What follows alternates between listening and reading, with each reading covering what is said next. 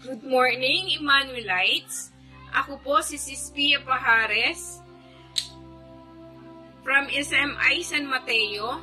Welcome po muli sa Everyday God Daily Devotion. Ang bagong series po natin ngayon, The Revelation of God's Hand.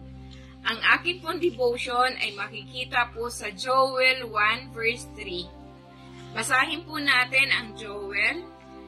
Isalaysay ninyo ito sa inyong mga anak, upang isalaysay naman nila ito sa magiging anak nila, at sila ang magsasabi sa kasunod ng salinlahi.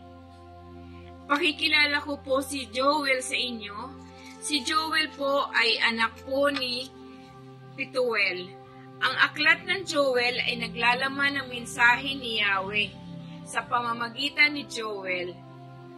Dito po sa 1 verse 3, ay pinakikita po dito, ang mensahe po na makikita natin dito ay para po sa ating mga kaanak, para po sa ating anak, asawa, mahal sa buhay.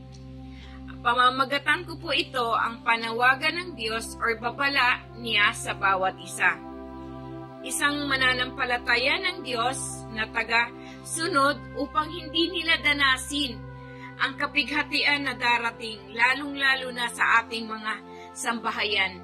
Mga kaanak, ang Diyos ang tunay na nagmamalasakit at siya rin ang unang nasasaktan kung may mapapahamak sa kanyang mga anak.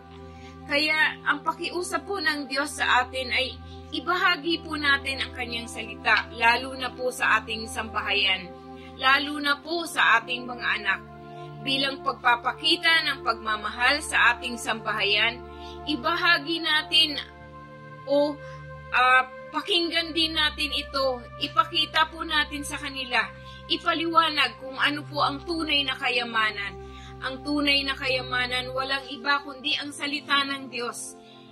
Kaya po, ipakita po natin kung paano po natin minahal ang ating mga anak sa pamamagitan ng pagbabahagi ng salita ng Diyos sa kanila.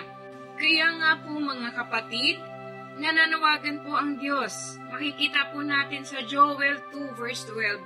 Sinabi ng Panginoon na ito na ang panahon para magbalik loob tayo sa Kanya ng buong puso na nag-aayuno, nananangis at nagdadalamhati.